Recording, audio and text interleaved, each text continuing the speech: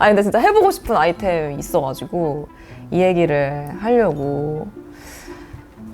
그 있잖아, 요새 TV 보면은 TV 봐도 그렇고 OTT 봐도 그렇고 막 유튜브 봐도 그렇고 술 콘텐츠 진짜 많지 않아요? 진짜 많은 것 같아. 네. 리얼 연애 프로그램 그런 데서도 항상 저녁에 다 같이 모여가지고 술 한잔 하는 장면 꼭 나오고 OTT 나오고 막 유튜브 나오고 하니까 이런 게 좀 더 자유로워져서 그런 건지 모르겠는데 술 관련 콘텐츠가 너무 넘쳐나는 것 같다라는 생각이 들더라고요. 재밌게 봐요? 유튜브 예능 좀 많이 봐요. 저도요. 맞아. 그게 취하는 모습도 되게 막 이렇게 나오잖아요. 여과 없이 나오잖아요. 그래서 재밌긴 해, 보면은. 사실 재밌긴 해. 저도 재밌게 봐요. 이거는 사실 옛날부터 그랬는데, 한국 같은 경우에는.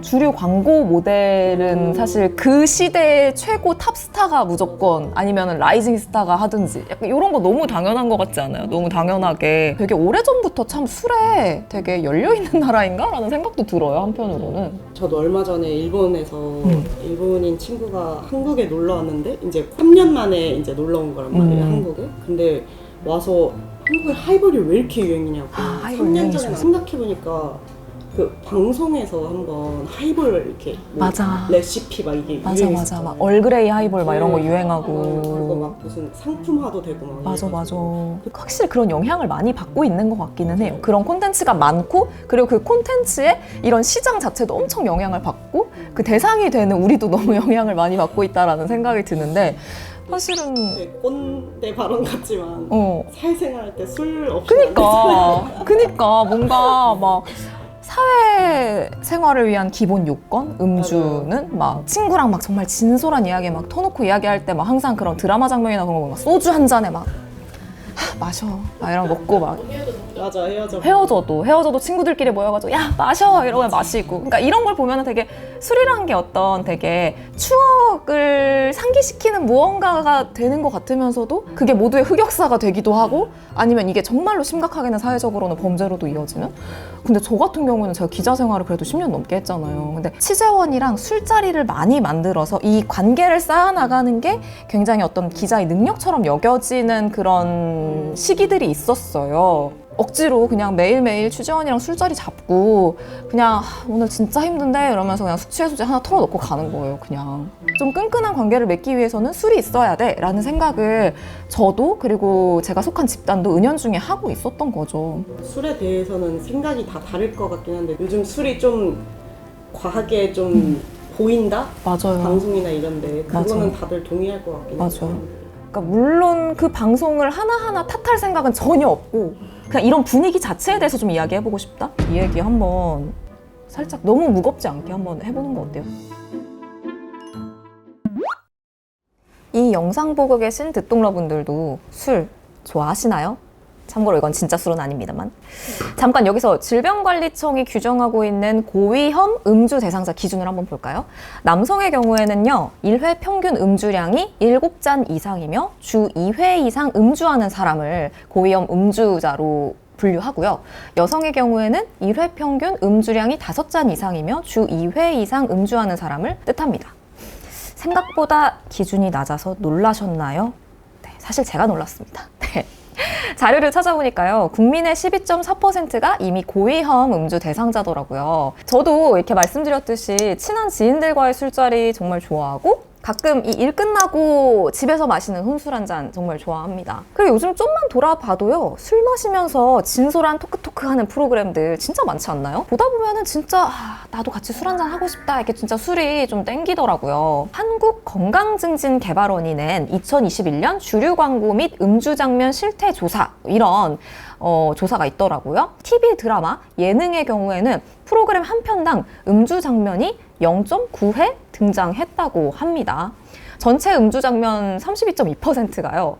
원샷, 술잔 돌리기, 폭탄주 마시는 장면 뭐 이런 것들이 노출이 됐다고 하고요. 프로그램 유형별로 보면은 출연자들의 어떤 일상을 보여주는 그런 관찰 예능 같은 프로그램이겠죠? 이런 예능에서 음주 장면 노출이 보다 심각했다고 합니다. OTT 콘텐츠의 경우에는요, 한 편당 음주 장면이 5.1회 나왔다고 합니다. 근데 이렇게 미디어에서 비춰지는 이 음주, 이 음주가 굉장히 양지의 영역에서 내가 좋아하는 연예인이 혹은 인플루언서가 혼자 혹은 지인들과 진솔한 모습을 보여주면서 술 한잔 하는 모습이 자주 비춰지니까, 그리고 뭐 살짝 주사 부리는 모습도 막 귀엽게 묘사되니까 재미도 있고 뭐 그 안에 감동도 있긴 한데, 한편으론 어떤 음주 남용의 그런 어두운 면이 그만큼 희석되는 것 같다라는 생각도 들어요. 또 알코올은 1급 발암물질이자 중독을 유발하는 향정신성 약물이니까요. 실제로 2021년 7월 국민 1000명을 대상으로 미디어의 음주 장면을 시청시킨 다음에 술을 마시고 싶었는지 물어본 설문조사가 있었어요. 여기서 약 20%가 그렇다고 답했다고 합니다. 그 조사에 포함된 콘텐츠 중에서는요, 청소년 관람가 콘텐츠도 다수 포함돼 있어서 10대 음주율 상승에 영향을 미친다는 분석도 있더라고요. 실제로 20대 음주율 이렇게 조사한 설문조사가 있는데 이렇게 조금씩 소폭 계속 오르고 있더라고요. 방송 심의 규정에 음주, 흡연 등의 내용을 다룰 때 이를 미화하거나 조장하지 않도록 신중을 기하여야 한다라고 명시는 돼 있어요. 근데 어떤 제재는 없는 거죠. 근데 사실 생각해보세요. 흡연 장면 같은 경우에는 어떤 TV에서 좀 자취를 감췄단 말이에요. 근데 흡연에 비해서 음주는 이 심의 규정을 한참 좀 벗어난 것 같다라는 생각도 듭니다. 해외 사례 한 번만 볼까요? 프랑스는요, 대중매체에서 술로 침묵행위하는 장면이 송출되면 안 된다고 하더라고요. 그리고 미국이나 EU, 영국 이런 곳에서는 주류 광고에 청소년에게 영향력 있는 모델이나 캐릭터 사용을 금지하고 있고요. 참고로 우리나라에서는 현재 다 하고 있는 것 같네요. 문득 우리 듣동나 유튜브의 조회수를 위해서 이렇게 한번 갈등을 붙여보고 싶네요. 담배, 술, 뭐가 사회적으로 더 해롭다고 생각하세요?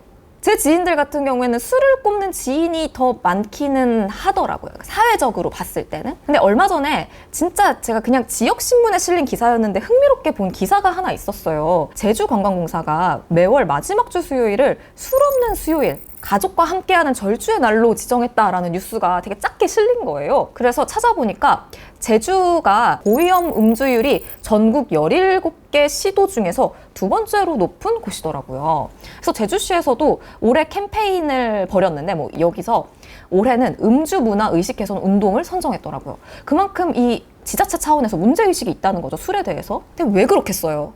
술이 진짜 문제일 때가 언제냐면 과용했을 때거든요. 뭐 어떤 것이든 안 그렇겠냐마는 과도한 음주가 각종 사건, 사고와 긴밀하게 연결되는 경우가 워낙 많기 때문이겠죠. 잠깐 이제 라떼 얘기로 돌아가다 보면은 이제 막 한참 사회부 기자 시절에 이렇게 경찰서를 막 이렇게 돌면서 밤사이 사건, 사고를 막 취재하거든요.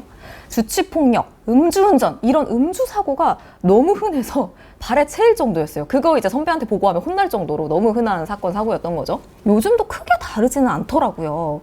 경찰청에 따르면은 주치자 관련 신고는 2019년에 101만 4,542건으로 정점을 찍었다가 코로나 이후로 조금씩 줄어듭니다. 아무래도 이제 밖에서 술을 많이 안 마셨으니까 그때는. 그러다가 지난해에 다시 급증을 했거든요. 여기 보니까 2021년 공무집행 방해로 붙잡힌 피의자 9,132명 중에 주치자가 67.1%를 차지했고요. 2021년 기준 방화범죄의 37.3%, 폭행범죄의 23.9%가 음주 상태에서 벌어진 사건이었습니다. 그리고 너무 잘 알다시피 음주운전 문제도 심각하죠.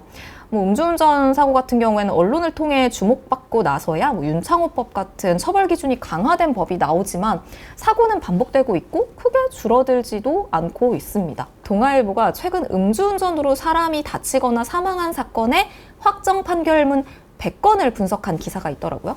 근데 100건 중에 징역형인 실형이 선고된 건 11건 뿐이었어요. 음주운전으로 사람을 다치게 하거나 사망하게 했는데도 90%가량이 집행유예나 벌금형을 받았던 거죠. 반성을 했다거나 피해자 측과 합의했다거나 뭐 보험에 가입돼 있다 뭐 이런 이유 때문이었는데요. 처벌 수위가 낮다 보니까 물론 이것 때문만은 아니겠지만 반복되는 경향도 있습니다. 2021년 음주운전 재범률이 44.8%거든요. 절반 가까이가 상습범이라고 봐도 무방한 그런 지경인 거죠. 법정에서 음주운전이 여전히 실수, 과실 정도로 인식되고 있는 것도 한몫하고 있고요. 단순히 처벌을 강화하는 것뿐만이 아니라 뭐 음주 치료나 뭐 미국, 유럽 같은 곳에서는 이미 상용화된 그 시동 잠금 장치 있잖아요. 운전자가 술을 마시면 차량에 시동이 걸리지 않게 하는 시동 잠금 장치에 대한 논의도 계속 있고 이번에 개정안으로도 새로 올라온 것 같은데 사실 최근 여러 사건 사고로 분위기가 다시 좀 모아지는 것 같긴 한데 이번엔 어떤 진전이 있을지 이것도 한번 지켜봐야겠네요. 최근 또 이런 뉴스도 있더라고요. 소주의 주 원료인 주정값이 20년 만에 가장 많이 올랐다고 합니다. 식당에서 파는 소주 가격이 이제 7,000원까지 오를 수 있다는 전망이 나와요. 가뜩이나 식당에서 요새 6,000원 하고 막 이러잖아요. 근데 또 오르면 어떡하냐 뭐 이렇게 걱정하는 목소리도 있더라고요. 이 뉴스를 보는데 뭐 참 술이란 뭔가 싶더라고요. 한편에서는 술 가격이 오른다고 막 걱정하고 서민의 술 가격이 오른다 걱정하고 한편에서는 술로 인한 사건 사고가 계속 발생하고 뭐 사실 술에 관대한 사회가 됐다는 게 그만큼 사회 전체의 스트레스가 크다는 이야기 같기도 하거든요. 술은 선이라는 게 가장 정확해야 하는 도구 같아서 이게 선을 넘어버리는 순간에 또 사회적으로 굉장히 부정적인 영향도 많이 미치는 것 같고요. 저 같은 경우에는 이것도 여담인데 요즘 좀 술을 줄이려고 무알콜 맥주를 잔뜩 사놨거든요. 내가 원하는 게 알코올보다는 일 끝나고 마시는 이 캬 하는 청량한 기분이 아닐까 싶어가지고 그런 보상 심리를 달래줄 용도로. 근데 무알콜 맥주에 좀 중독이 된 것 같은 느낌이 요새 드는데 뭐 유알콜보단 낫겠죠. 아무튼 지금 이 술에 대한 우리 사회의 선이 어느 정도일까 좀 생각해 보게 됩니다. 확실히 요즘 우리 사회가 술을 대하는 면면들을 보면은 수위가 좀 아슬아슬해 보이기도 하거든요. 여러분의 생각은 어떠세요? 화수목 아침 7시 듣동라가 습관이 됩니다.